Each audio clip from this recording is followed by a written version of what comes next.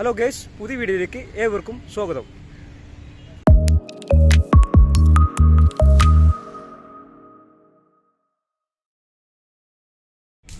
അപ്പം നമ്മൾ മറൈൻ ഡ്രൈവിലാണ് ഉള്ളത്. ഒരുപാട് ബോട്ടും കാര്യങ്ങളും ഉണ്ട്. അപ്പോൾ നമ്മൾ ചെറിയൊരു ബോട്ട് യാത്രക്കുള്ള ഒരുക്കത്തിലാണ്.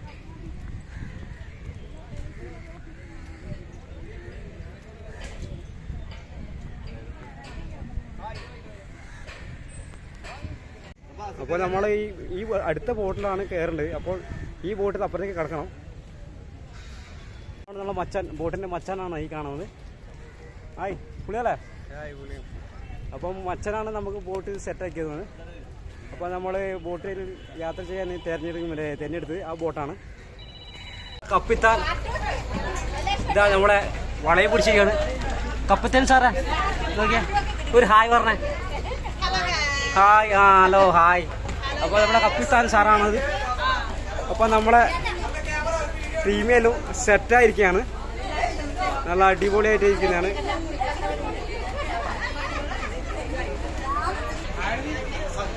നാളെ പൊളി സംഭവം. നാളെ ബോട്ട് ഇതാ നീങ്ങിയാണ്. മച്ചാലേ, അടിപൊളി സീനറിയാണ് കാണുന്നത്.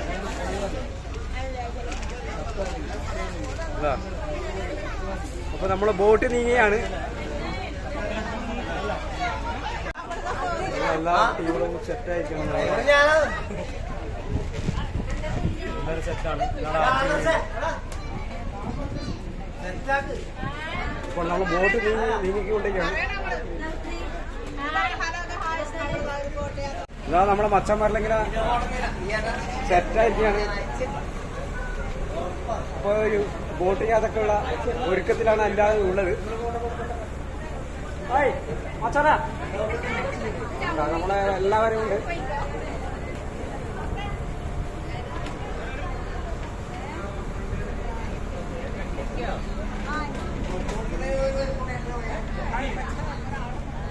നമ്മളെ എല്ലാവരും സെറ്റാണ്. നമ്മളെ ഫോട്ടോഗ്രാഫറായുള്ള ഒരു ഫോട്ടോഗ്രാഫറാണ് കേട്ടോ. ഭയങ്കര മൊബൈലെടുത്ത്. അപ്പോൾ നമ്മളെ ബോട്ട് യാത്ര തുടങ്ങിയിരിക്കുകയാണ്.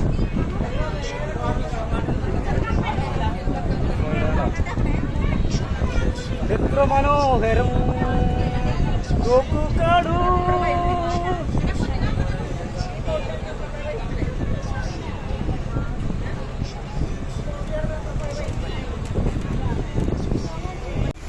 നമ്മളെ ബോട്ട് നീങ്ങിക്കൊണ്ടിരിക്കുകയാണ്. അതിമനോഹരമായ നമ്മളെ ബിൽഡിംഗ് ഒക്കെ കാണുന്നുണ്ടോ?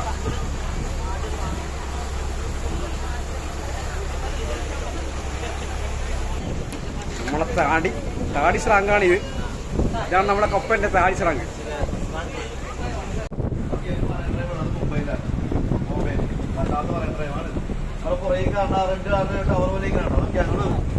അതാണ് കൊച്ചി ഷിപ്പ് യാർഡ്. അവിടെ ഷിപ്പൊക്കെ ഉണ്ടാക്കുന്ന സ്ഥലമാണ്. ഇതിന്റെ ഇവിടെ ഒരു ചുമപ്പ് ഷിപ്പ് കിടക്കാണ്ട. സൈഡിലായിട്ട് പൈപ്പ് ലൈൻ പോകണണ്ട. പൈപ്പ് ലൈൻ ക്രൂഡ് ഓയിൽ പമ്പാണ് സ്ഥലമാണ്. ക്രൂഡ് ഓയിൽ പമ്പാണ്. നമ്മൾ വിദേശ രാജ്യങ്ങളിൽ ക്രൂഡ് ഓയിലൊക്കെ വിലക്കുവാണ്. ഈ ക്രൂഡ് ഓയിൽ ഷിപ്പിൽ കയറ്റിയാണ് വന്നത്. അതിനുശേഷം ഇതിൽ പമ്പ് ചെയ്തിട്ട് ഈ പൈപ്പ് ലൈൻ പോകണ നേരെ കൊച്ചി റിഫൈനറിയിലേക്കാണ്. അവിടെ പോയിട്ട് പിന്നെ പെട്രോളും മണ്ണെണ്ണ ഡീസലൊക്കെ ആക്കി മാറ്റും. ഇവിടെ വരെ നമുക്ക് ഈ പൈപ്പ് ലൈൻ കാണാൻ പറ്റും. അത് കഴിഞ്ഞാൽ പിന്നെ പൂരടി കൂടെ പോകണം. പാലം കാണില്ലേ? അതാണ് ഗോശ്രീ പാലം. ഇവിടെ വന്നത് 3 ഐലൻഡാണുള്ളത്. ഫസ്റ്റ് ഐലൻഡാണ് ഈ കാണുന്ന ബോൾഗാട്ടി ഐലൻഡ്. മൂന്നാമത്തെ ഐലൻഡാണ് പൈപ്പിൻ ഐലൻഡ്. ഈ 3 ഐലൻഡുകളെ ബന്ധിപ്പിക്കുന്ന പാലമാണ് ആ കാണുന്ന ഗോശ്രീ പാലം. ഓക്കെ. ഈ ചുവപ്പ് ഷിപ്പിന്റെ പുറകിലായിട്ടൊരു ഷിപ്പ് കിടക്കുന്നുണ്ട്. അതാണ് വിക്രമാദിത്യ.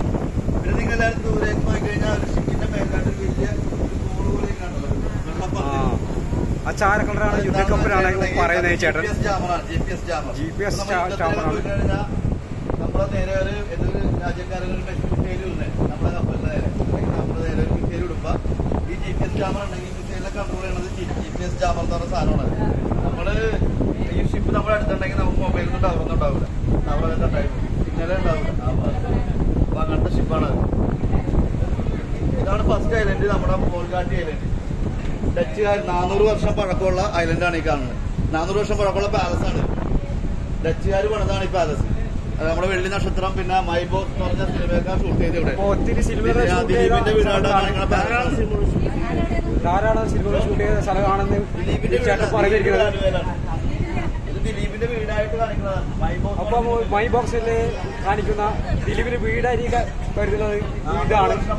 40 വർഷം പഴക്കമുള്ള വീടാണ്, ഐലാൻഡാണെന്ന് പറയുന്നത്. ഇപ്പൊ കേരള ടൂറിസ്റ്റ് ഏറ്റെടുത്തേക്കുന്ന കാരണം ലോക്കൽസ് കയറിയിട്ട് അലമ്പാക്കണ കാരണം ടൂറിസ്റ്റുകൾക്ക് കൊടുക്കണം. നമുക്കും കിട്ടും. അവിടെ റൂമുകളൊക്കെ ഉണ്ട്, താമസിക്കാം, കോട്ടയത്തൊക്കെ ഉണ്ട്. അത് എല്ലാം ബുക്ക് ചെയ്താലേ കിട്ടുള്ളൂ. കേരള ടൂറിസത്തിന്റെ സൈറ്റിൽ കയറി ബുക്ക് ചെയ്യണം.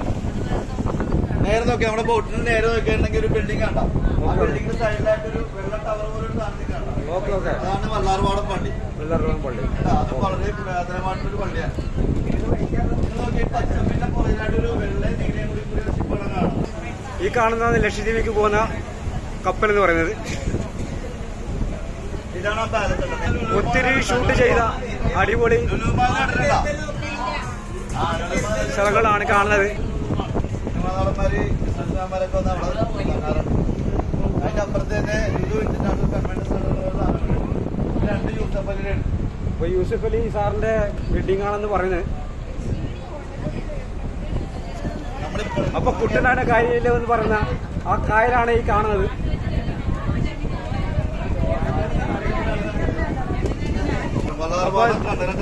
ദുബായ് പോർട്ടാണ് കാണുന്നത്. വല്ലാർപാടത്തുള്ള വല്ലാർപാടം എന്ത് സ്ഥിതിയാണ് പറഞ്ഞുകൊണ്ടത് വല്ലാർപാടം കണ്ണന ടെർമിനൽ എന്ന് പറയുന്നത്.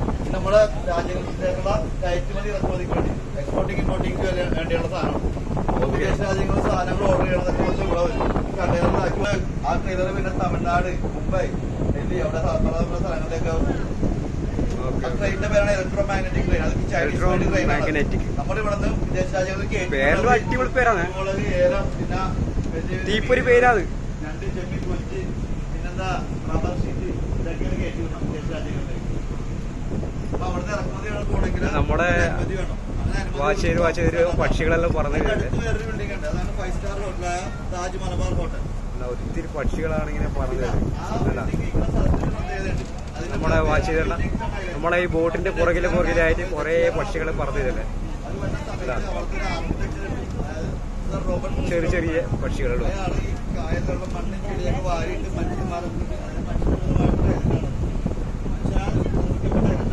ഒരുപാട് പക്ഷികൾ ഇങ്ങനെ പൊങ്ങി താന്ന് പറക്കുകയാണ്. ഇതാണ് യുദ്ധക്കപ്പൽ എന്ന് പറയുന്നത്.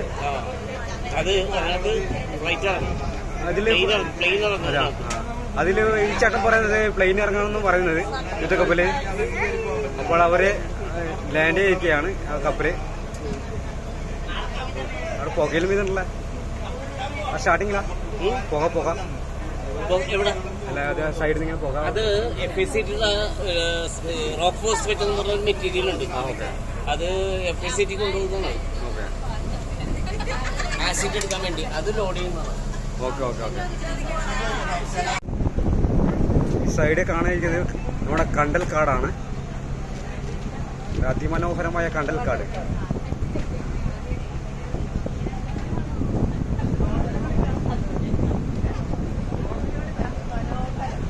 അപ്പൊ നമ്മളെ കുട്ടൻ ഇവിടെ വല വിരിച്ചിട്ടുണ്ട്. കൊമ്പൻ കിട്ടോ കുട്ടാ നോക്കിയാ കൊമ്പൻ കിട്ടോ. അപ്പൊ കിട്ടുമെന്നാ പറയുന്നത്. അപ്പൊ നമ്മളെ യാത്ര ഇങ്ങനെ തുടങ്ങിക്കൊണ്ടിരിക്കുകയാണ്. നമ്മളെ കുറെ ഇങ്ങോട്ടെത്തി. കണ്ട ചെടികളും ഒരുപാടുണ്ട്.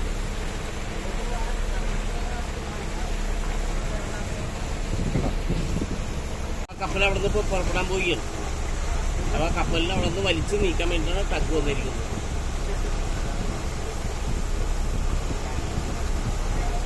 ഒരുപാട് ബോട്ടുകൾ ഇങ്ങനെ നീങ്ങി പോയാണ്. അപ്പോൾ നമ്മുടെ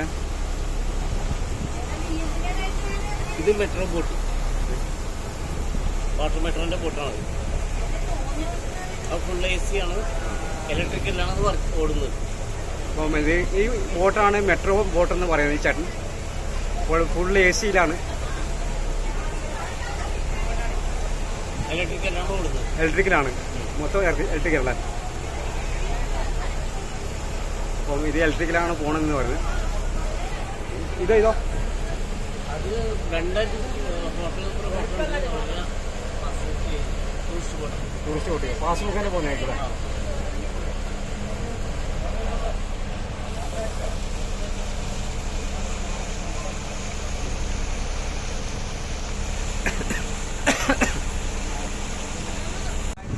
അപ്പോൾ ഇതാ നമ്മുടെ അരൂപത്തിൽ കപ്പലുണ്ട്. ആ കപ്പലിലേക്ക് ലോഡ് ചെയ്യുന്നതാണ് നിങ്ങൾ കാണുന്നത്. ഓരോ സാധനങ്ങളായിട്ട് ലോഡ് ചെയ്തിട്ട് ഒത്തിരി വാഹനങ്ങൾ ആ സാധനം എടുക്കാൻ വന്നിട്ടുണ്ട്. അപ്പോൾ അതിമനോഹരമായ കപ്പലാണ് നമ്മൾ കണ്ടുകൊണ്ടിരിക്കുന്നത്. ഞാൻ കുറച്ച് സൂം ചെയ്യാം. കണ്ടോ?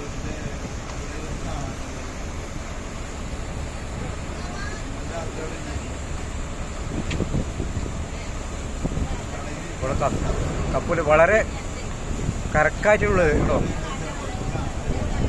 എൻ്റെ അടിഭാഗം കണ്ടോ?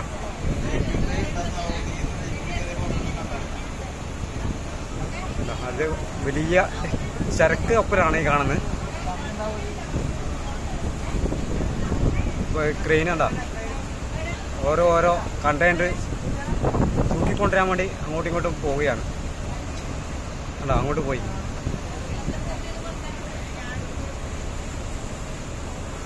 ഇത് ഒരു കണ്ടെയ്നറിൽ 40 ടണ്ണ് ചരക്കാണ് കയറ്റുന്നത്. ഈ കപ്പലിൽ 40 ടണ്ണാണ് കയറ്റുന്നതെന്ന് ചേട്ടൻ പറയുന്നത്. ഓരോ കണ്ടെയ്നർ അല്ലേ? ഓരോ കണ്ടെയ്നർ 40 ടൺ ചരക്ക് കയറ്റും. 40 ടൺ ചരക്കാണ് കയറ്റുന്നത്. അതിമനോഹരമായ കപ്പലാണ്. അപ്പൊ കപ്പല് വർക്ക് ചെയ്ത തൊഴിലാളികളാണ് ഈ പച്ച ഡ്രസ് ഇട്ടിട്ട് കാണുന്നത് കേട്ടോ. അതിൽ വർക്ക് ചെയ്യുന്ന ജോലിക്കാരാണ് കാണുന്നത്. അതുപോലെ തന്നെ അവര് ഇവിടെയുണ്ട്. ഇതൊന്ന് അത്യാവശ്യ ഘട്ടങ്ങളിൽ എടുക്കേണ്ട ബോട്ടാ. അത് ചെറിയ കാണുന്നത് ലൈഫ് ബോട്ട്. ഇത് ലൈഫ് ബോട്ട് എന്ന് പറയുന്നത്. കപ്പൽ അപകടത്തിൽപ്പെട്ടാൽ അത് വെള്ളത്തിൽ ഇറക്കി അപ്പോൾ അത്യാവശ്യ ഘട്ടങ്ങളിൽ അത് ഉപയോഗിക്കുന്നതാണ്. കപ്പലിനെ പെട്ടെന്ന് എന്തെങ്കിലും അപകടം പറ്റി കഴിഞ്ഞാൽ അത് എടുത്ത് നമുക്ക് ഉപയോഗിച്ച് രക്ഷപ്പെടാൻ സാധിക്കുമെന്നാണ് ചേട്ടൻ പറയുന്നത്.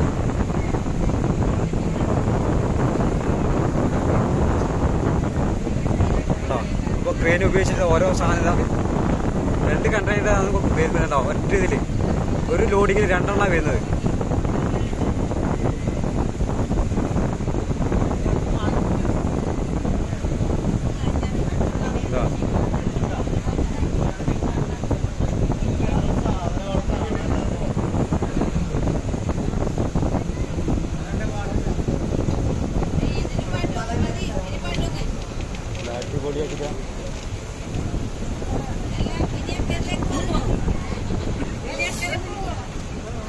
അതുകൊണ്ട് ചെറുതോണികളെല്ലാം ഇങ്ങനെ പറന്നുയരുന്നുണ്ട്. സൈഡ് വൈക്കിങ്ങര ഒരിക്കലും മധ്യ ദുരന്തം നടന്ന സ്ഥലമാണെന്ന് പറയുന്നത് വൈക്കിങ്ങര. ഇത് കാണുമല്ലേ? ആ കാണുന്നല്ലേ? ഓക്കെ, ഇതാണ് വൈക്കിങ്ങര കാണുന്നത്.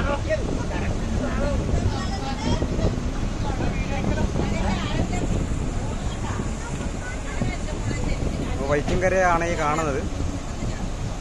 അപ്പം അതുവഴി ഒരു ബോട്ട് പോകുന്നുണ്ട്.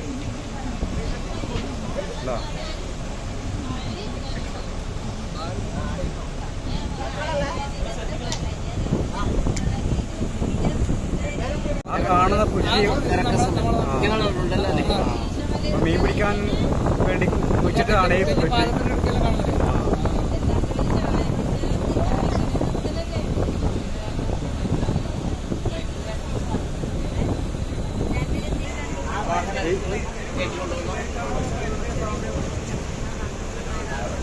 അത്യാവശ്യം വാഹനങ്ങളെല്ലാം കയറ്റിക്കൊണ്ട് പോകുന്ന റോറോ പറഞ്ഞ ബോട്ടാണ്. അത് മുന്നോട്ടും പുറകോട്ടും പോകുന്നതെന്ന് പറഞ്ഞത്.